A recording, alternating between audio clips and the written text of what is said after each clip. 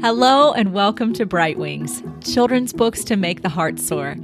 I am your host, Charity Hill. The purpose of this conversation is to help mothers and fathers identify books that will liberate their children to embrace truth, goodness, and beauty. It is my great delight to welcome Julian Peters to Bright Wings. He is the comic artist of the poetic anthology Poems to See By. Julian, welcome to Bright Wings, children's books to make the heart soar.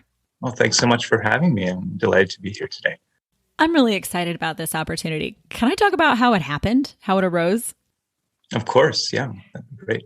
So in episode 14, I did an episode on poetry called Poetry Surprised by Joy. And in researching that podcast on poetry, I bumped up against Julian Peters' remarkable new book called Poems to See By. And I was just really floored by it. So I mentioned it in the podcast. And in the podcast, along with praise for his work, I also said that in general, I consider myself kind of anti-comic. Mm-hmm. And on Instagram, I did a short story on specifically Julian's images for Musée des Beaux-Arts the poem is by W.H. Auden. That's right. And Julian, you messaged me about that Instagram story. Really humbled by that, pretty jazzed by you reaching out to me about that poem and what I had to say about it. We just entered into a conversation. So I'm really humbled too that you would talk to me about this. Humbled because nowadays it seems to be harder than ever to enter into a conversation with someone when you're not sure at the beginning that you're going to agree on everything. Julian asked me, why do you consider yourself anti-comic, by the way? I was caught. It's not a sentiment I hear that often, I guess, the circles I move in, I'm part of a comics book club, and I studied comics in university. So I'm used to thinking that everyone is on board with comics these days, but I realize that's not the case. So it's good to, move out of my bubble. And same for me. It's good to move out of my bubble too. This is a beautiful honor. So thanks for joining us. And maybe you could begin by helping me get to know you a little better, a little bit more about your personal history. Can you tell us, Julian, about your art education? What were your art interests? What do you think are some of your art influences, perhaps? Well, I guess so. In terms of my education, I did my undergrad in art history. And also I have a master's in art history, and the thesis was focusing on experimental comics from the 60s and 70s, and kind of like a little bit of a crossover between avant-garde literature and avant-garde poets from the 60s and 70s who were really interested in comics and were using some of those techniques from comics or like just the visuals of comics in their poetry. And I have a certificate in commercial illustration from a college here in Montreal. In terms of my artistic influences, I think a big part of that would have to do with the fact that I grew up partly in Italy. I spent a lot of my childhood and teenage years in Italy. And so, of course, in Italy, you're surrounded by incredible art from every era, everywhere, yes, in every corner. And also, well, we'll get to that, I guess, but also a really rich comics culture in Italy, which really had a huge influence on me because at that age, you really opened that kind of influence. So I started drawing a lot when I was a kid, drawing a lot of comics. When I was drawing comics even before I could write. I remember I used to draw comics and leave the speech bubbles blank so that I would then dictate the scripts to my dad. Cool. So I have some of those comics still. My mom still has some of those at home. Yeah, so I feel like comics is very instinctive for me. It's a little bit hard for me to disassociate from comics or to say why comics. But I did stop drawing comics as a teenager, and I only started drawing them again in my 20s. One of my questions was going to be, how did you choose the comic medium as a way to translate the beauty that you see? But you feel like it's always been there. It's always been part of your history. Would you talk about, Julian, a bit about what you see the relationship between comics and poetry to be? Can I quote you actually from the introduction to your book? Sure.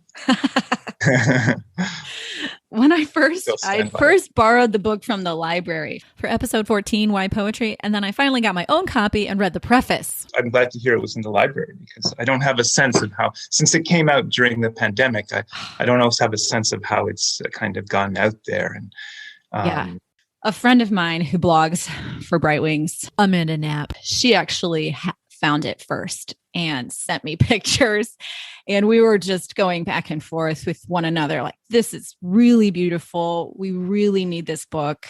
Can you believe this book? The consolation of beauty, right? And for her especially, it was a total surprise because she would not have agreed to receive the book for review if she'd known that it was comic.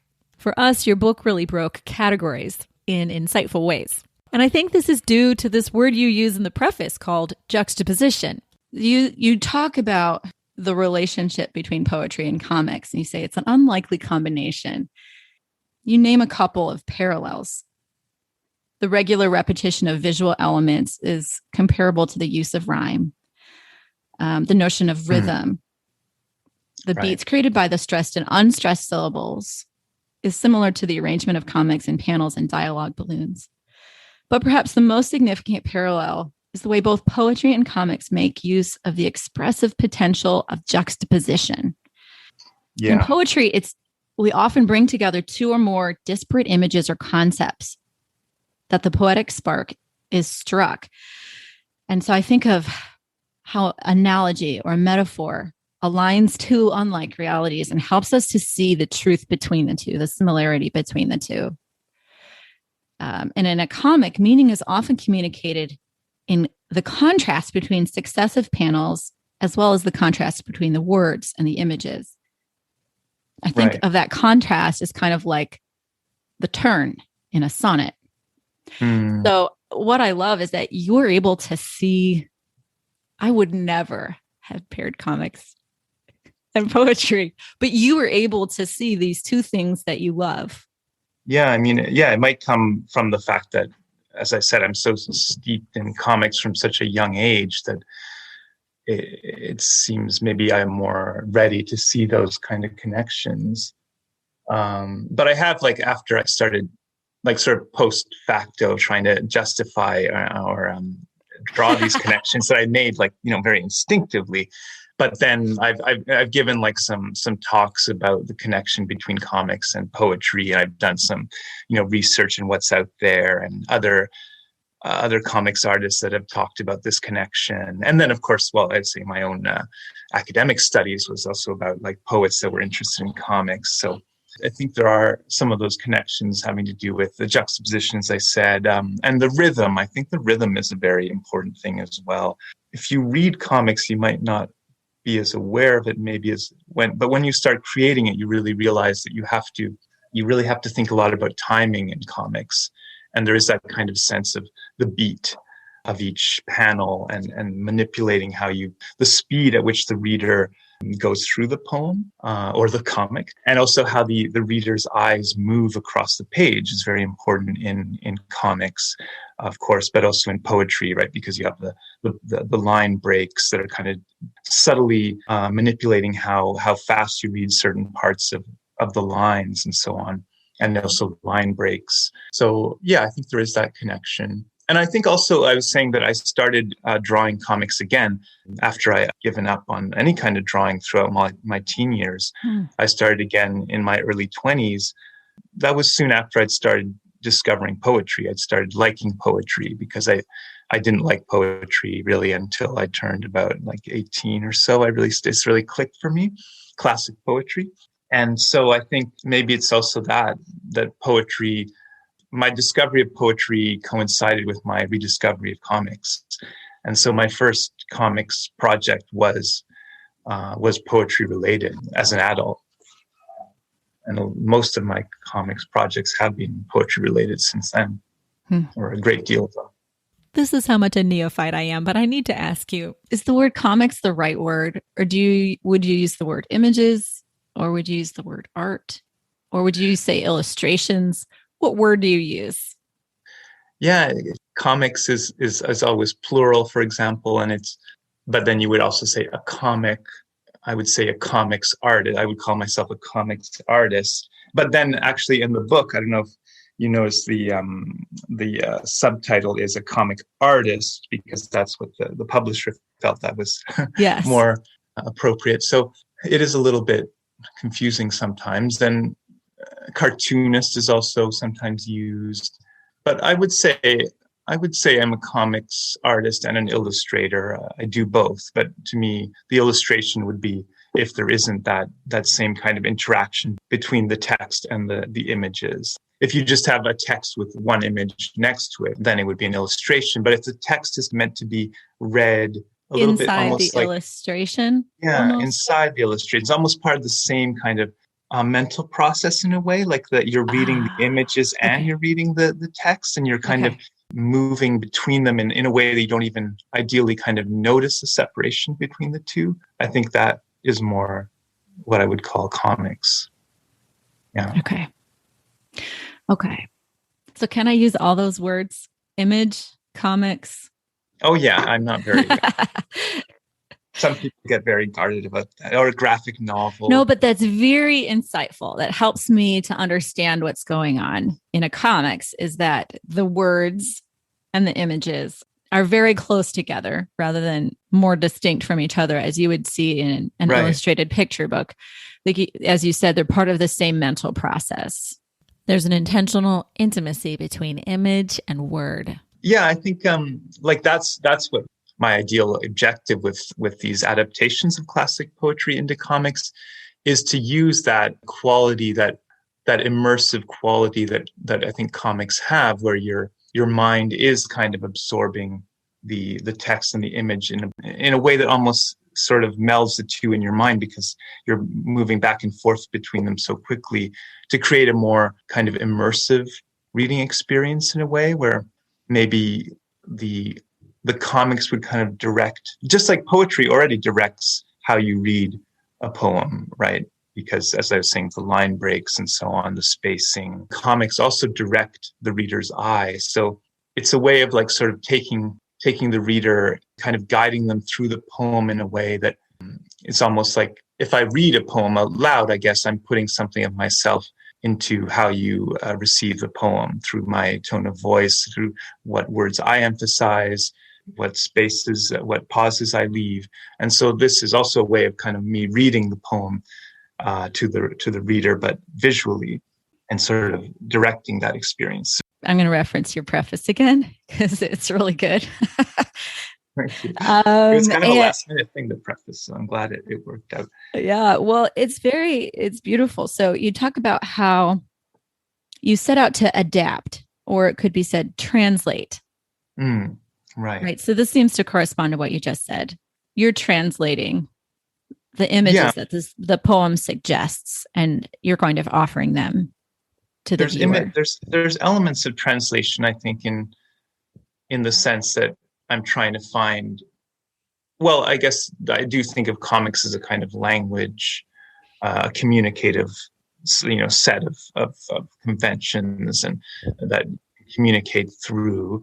And just in general, I guess visual arts has its own ways of communicating emotion that are different from verbalizing them. So sometimes it's trying to find some kind of visual equivalent to the text. So that element I see as translation. But sometimes I'm trying to reinforce the meaning of the text, or in a different way, maybe.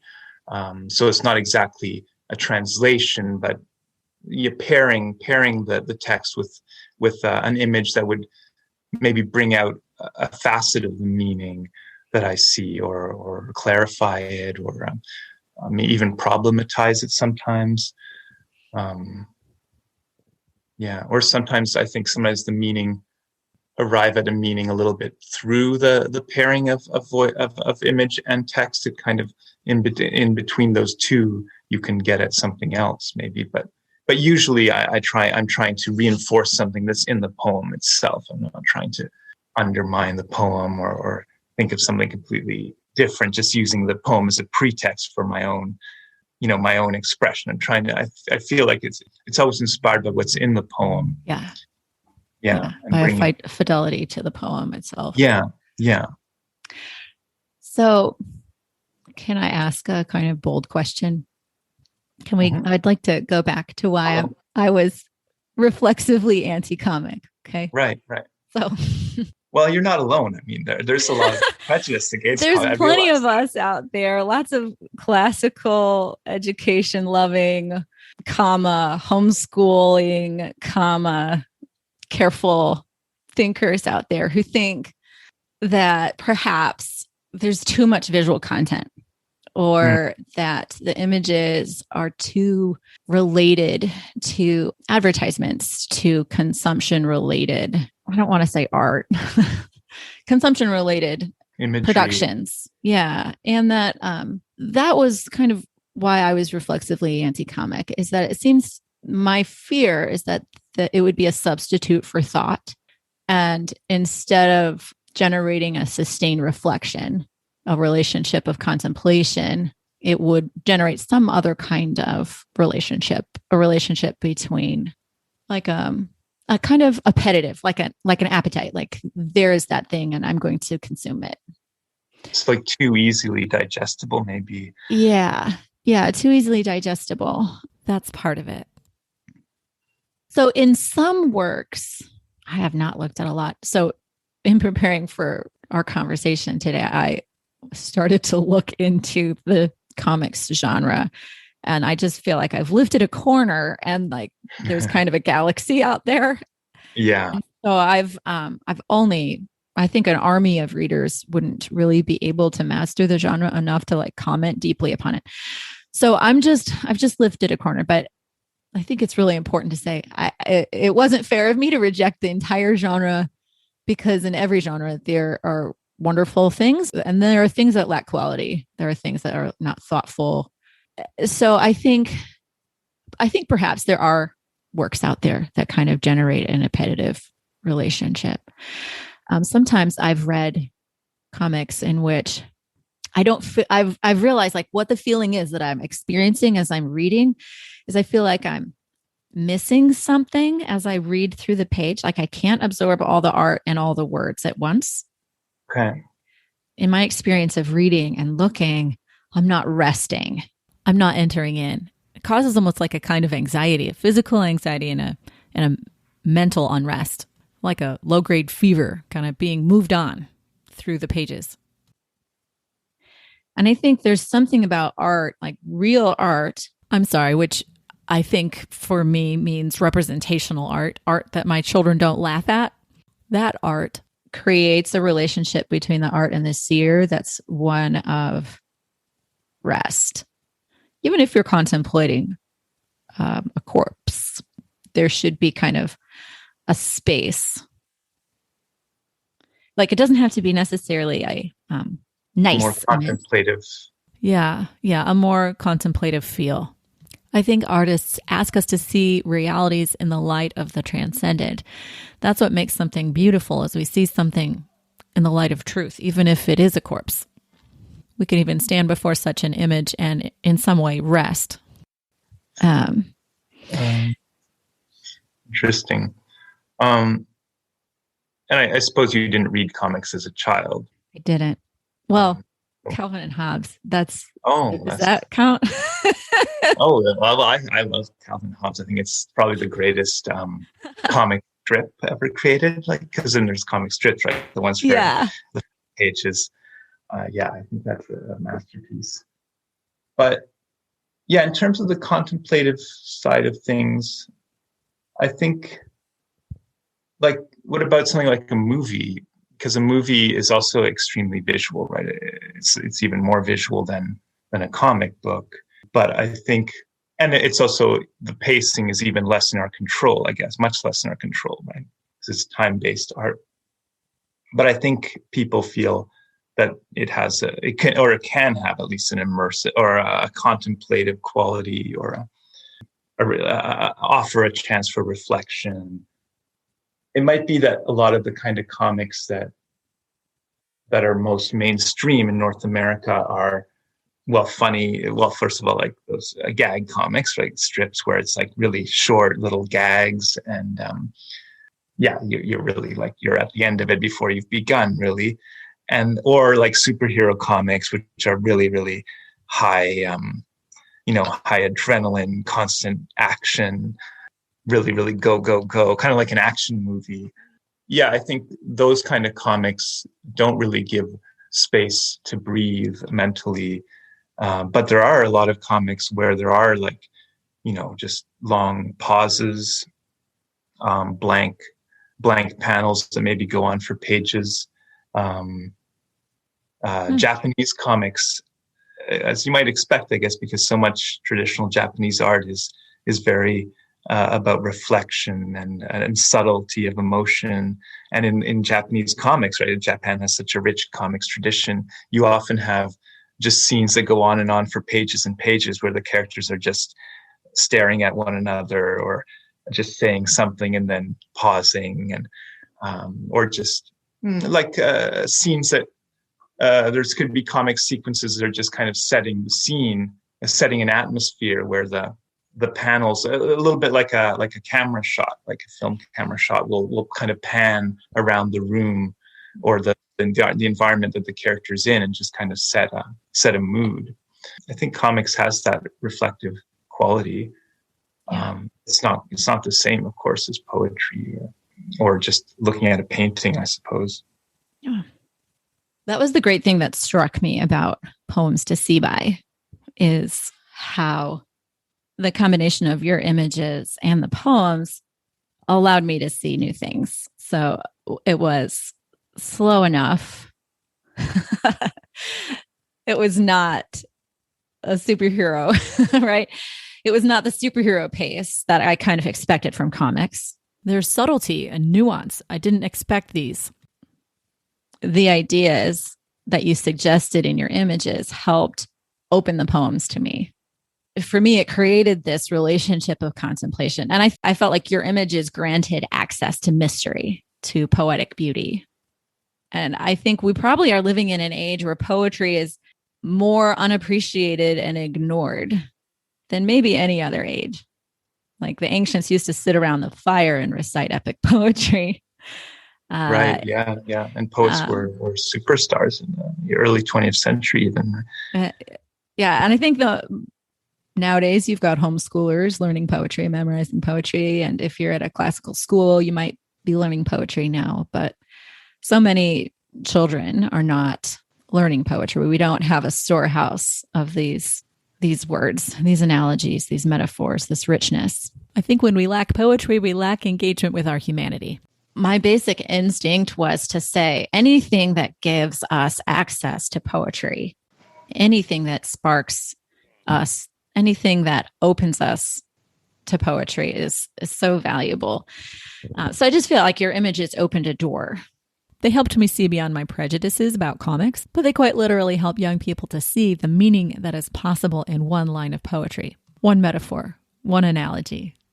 I mean, I grew up with a lot of pedagogical comics, actually, because so you were saying that you weren't sure about the pedagogical value of comics, but in Italy, there's a very rich tradition of teaching children through comics. So a lot of the comics that I was exposed to, yeah, a lot of magazines for kids. This was back. I don't know if it's still like that. In the 80s, there was still a lot of influence on teaching kids classic literature, Italian literature, history, also a lot of still Catholic religion. That was kind of interesting because, you'd see like stories from the Bible told through comics, or stories, lives of the saints. And this presupposes a certain kind of seriousness to the form that already is being communicated to kids, right? Like they're learning about all these venerated religious figures, but also historical figures and literary figures through the medium of comics. So it's not necessarily a jokey approach, like, and they had very fine artists that would tell these stories. So I think it already communicated the sense that I could do something valuable with it. And also, but I feel like, a lot of the time as a kid, I would first be drawn to the image, but the image would be paired with a line, maybe of from a great work of literature, not so much poetry, but or just like a famous line that was said by a historical figure, supposedly. And then that kind of combination would remain in my head. I would always kind of imagine the two things together. It was like it made a strong impact, that combination. So I think maybe this could help for kids as well, that maybe the line will stick with them more if there's a strong image that goes with it. But what you were saying about the imagery kind of allowing for poetry or poetic access, I don't remember exactly how you put it, but I think that now that I think of it, also kind of might go to what you're saying about a lot of comics being too easily digestible, in a way that the style of drawing that we often find in comics is almost too explicit. I find like it's just too clear in a way. Like that's often when we think about comics, very sort of clear, straight finished lines and bold colors, and everything is very laid out in the page. And that doesn't really give your imagination as much of a chance to complete things, I think. And because these comics are all of them are done in traditional media, and a lot of them, watercolor or ink washes or colored pencils, and kind of media where it allows for a little bit less of a sense of completeness, I think. A little bit more vagueness sometimes, or ambiguity that allows for the imagination to have more free play, I think. Yes, I think so. Less clear and distinct, and more room for mystery. I was asking my 10-year-old last night what she thought the difference was between picture book illustrations and their stories and comics. And one of the things that she said was that you can look at picture book illustrations for a long time and you can kind of retell the story from the pictures, but picture book illustrations don't answer all your questions. They leave you with questions that you have to get from the words, that you have to get from the story. Then she mentioned how they give her ideas of how to imagine the rest of what the words are talking about. So the image of the picture book allows her to imagine the rest of the action and the rest of the characterization. I loved hearing that from her because she's a much more popular-minded kid than my older daughter. I loved that she said, it doesn't answer all your questions. I think your images are special because they do allow this room for the viewer.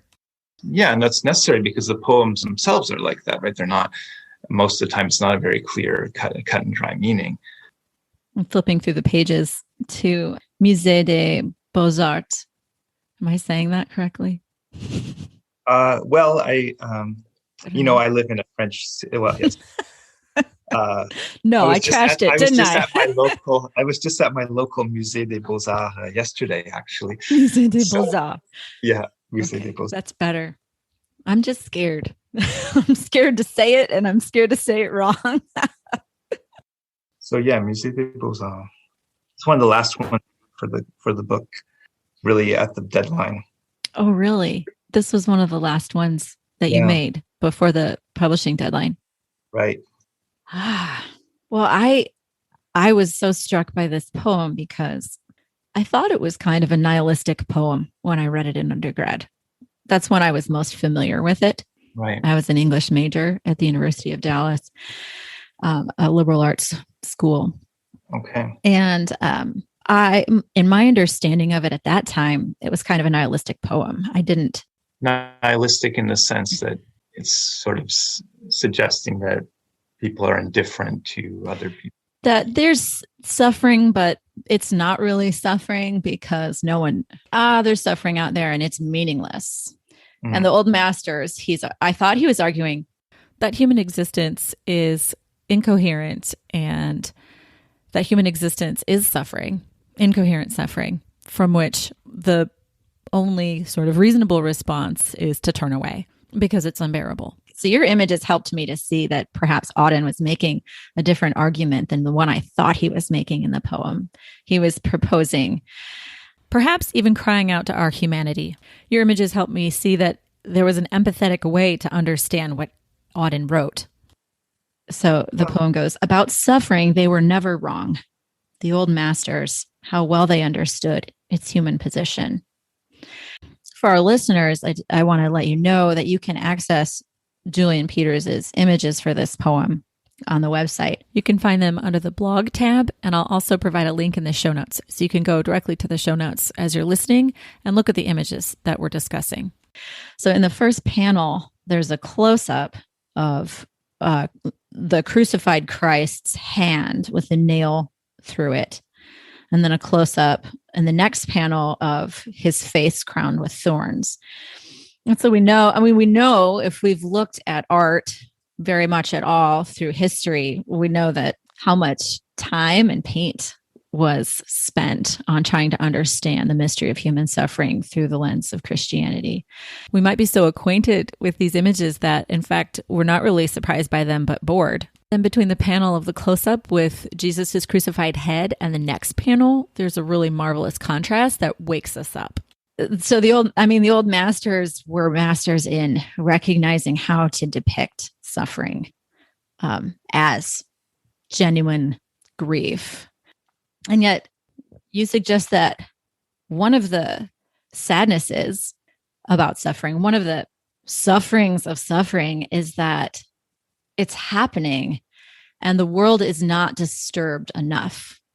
So in the third panel, you have this, you've backed up from this crucifixion. And you see in the background of the third panel that the crucified Christ is being crucified kind of in the midst of a strip mall. And there's someone walking by on the sidewalk looking at her phone. And in the foreground, there's a very bland couple getting drive-through food, munching on their takeout, completely oblivious to the crucifixion happening in the background. That image blew my mind, cut me to the heart. The truth of that image, like there were people walking by the real crucifixion, this historical event outside Jerusalem. They were just there to sell their grain. Like, please don't bother me. Like, that guy's a criminal. Right. And I think putting it in contemporary setting helps us to maybe realize that indifference would be likely, I guess, or that it is the case in the face of other forms of suffering. And, W.H. Auden's poem is inspired by his visit to this art museum in Brussels. And he was looking at a lot of paintings by old masters where they would have scenes from the Bible, especially the story of Jesus, and there'd be crucifixion scenes set in a modern, what was then a modern day, Flemish village or something.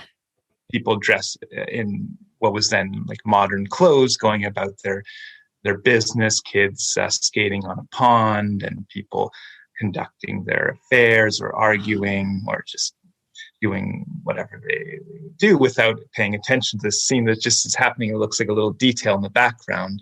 I wish I'd known this. I want to find some of those images if I can. Yeah, well, I don't mean to get you off track.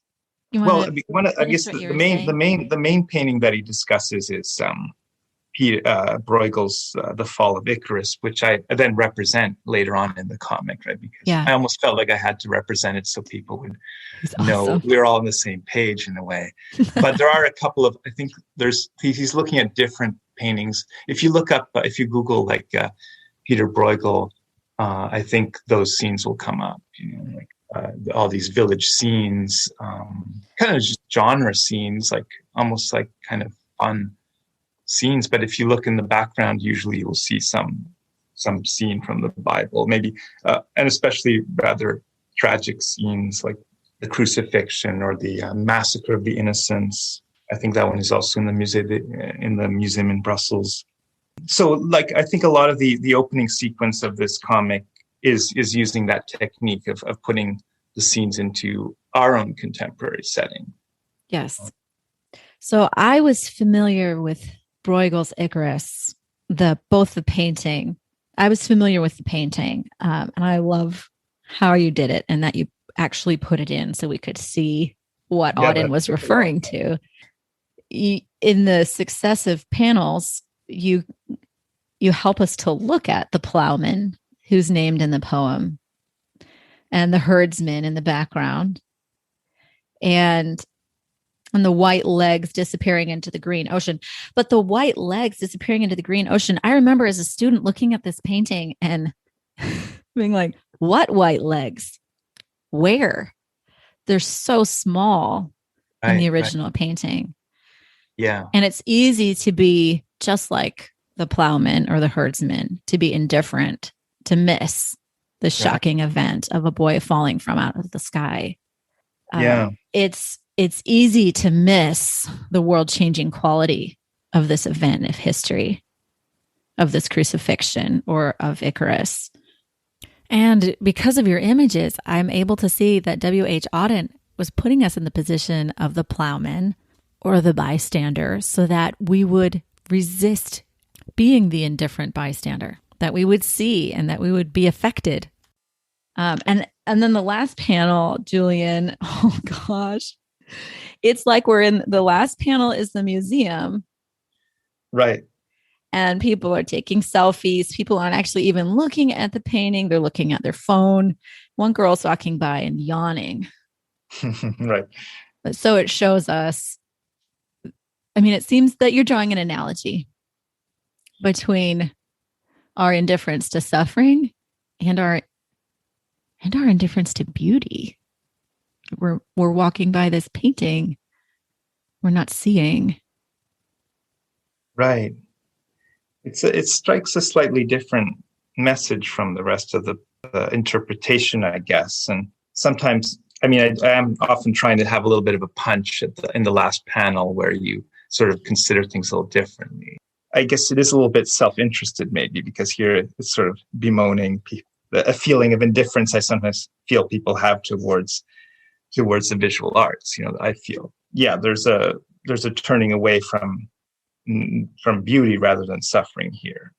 Although one could suppose that, you know, it is a scene of suffering in a sense, as Auden is pointing out, and there's also one imagines often a lot of suffering that goes into the creation of art, or there's a traditional image idea anyway of an artist really putting a lot of blood, sweat, and tears into art, but for a greater cause, or like to create something great to leave behind. But in reality, in a lot of in many cases, it's greeted with pretty much with indifference, or just like this as a background for a selfie. A lot of people taking photographs of the work rather than looking at it. Oh my gosh. Yeah. Well, I think whether it's indifference to beauty or indifference to suffering, they come from the same broken place within our humanity, which is that we're not moved by what matters most.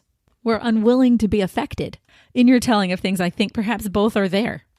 But I liked it also to kind of take it around full circle, because it starts with the comic starts with a depiction of the museum facade of the museum, and then it ends back inside the museum. We have that circularity a little bit. Yeah, that beginning and completion, kind of a wholeness. Yeah. And the crucifixion too is taken from a painting which is in that museum in Brussels. That zooming in on the crucified hand is from one of the paintings I found there, and then zooms out. But then it becomes reality in a sense, because then we're placed in that strip mall. So the last panel is taking us back to it being a scene in a museum. I know that in the sufferings of my own life, what makes them more unbearable is suffering them alone, right? The indifference of others to your pain often intensifies it, even if it's just a jammed finger. So that's one thing it highlighted for me, is that indifference kind of increases suffering. Then it also spoke about, like, this is the nature of the world. On one day in history, there was this crucifixion, or there was on the next page, there's someone being executed. But what's in the foreground is a couple of dogs going about their doggy business, their doggy life. Yeah, that's quite literal. So this is just, it's also the nature of human limitation. Like, this event truly happened, and yet somehow I'm at a remove from it. either through my indifference or through the distance of history. I can remember standing on a mountain in Greece at Mycenae and realizing, like, it flooded me. Wow. I was flooded with the idea that the Trojan War was real. At a day like today, people were killing each other at Troy. Wow. Yeah. So these images helped me to see the nuances of suffering, both that suffering is increased, recognizing that suffering is increased by indifference, and also helping me to see that suffering can rightfully be relativized. It's not the only thing there is. There are these other things happening. And for me, I understand it as that is kind of a statement about suffering doesn't have the last word about the human condition. It's not all there is. Life is more than suffering. There's a certain point in which we have to relativize it, or we can't be constant. I mean, sadly, the suffering is going on every second of every day, right? And if we were constantly in that state of empathy for it, that would be unbearable for everyone. Right, it would be unbearable. But I guess it should also be pointed out that Auden's poem, it kind of has a political message as well, because it was written at the end of 1938. So it was written just a few months before the start of World War II. And this was when Hitler had already taken over the Sudetenland from the Czechs, and also had taken over Austria without anyone in the rest of the League of Nations or the Western powers doing it. This idea of standing idly by while suffering is taking place and not intervening was also, I think it's more universal, and that's probably the most important message of it. But also in the context when he was writing, I think he was considering that particular comment, events, and so I tried to also include a few images that kind of point to more contemporary forms of suffering that we are turning a blind eye to in many cases, and that also kind of relate to the imagery in the poem. So there's a scene, although the last part of the comic is all basically close-ups from different parts of the painting, but I've also kind of inserted things that aren't in the painting, like the capsized boat, which is meant to look like one of these refugee boats that are crossing the Mediterranean, escaping from a war and famine, often kind of created as a result of Western policies. And that is often kind of met with indifference. And there's also a scene of a man falling from an airplane, obviously is not included in the original painting. Right. And this is like a very small detail, but the airplane has Argentinian insignia on it. So it's a reference to the murder of Argentinian dissidents in the 70s and 80s who were thrown out of airplanes. Oh my goodness. This was done largely with the sanctioning of Western powers. This also, I just thought the imagery just worked so well with the idea of the man falling from the sky into the water. And I wanted to include some jarring elements, like so the airplane very clearly and would indicate this is not in the original painting, and then that led to the idea of the Argentinian dissidents and so on. So there's a lot of different maybe analogies that aren't completely coherent, I think, that I'm drawing, but hopefully different people can take different parts from it. Yeah, I think the analogies are pretty coherent. Yeah. I think too that because I like the quality of rest that it has. And perhaps by rest, one of the things I'm trying to land on is the idea that beauty stands before us asking a question, and your images really are a kind of proposal to consider. The images open you up to consider the meaning of the poem and the possibilities in each line. Yeah, which are always multiple.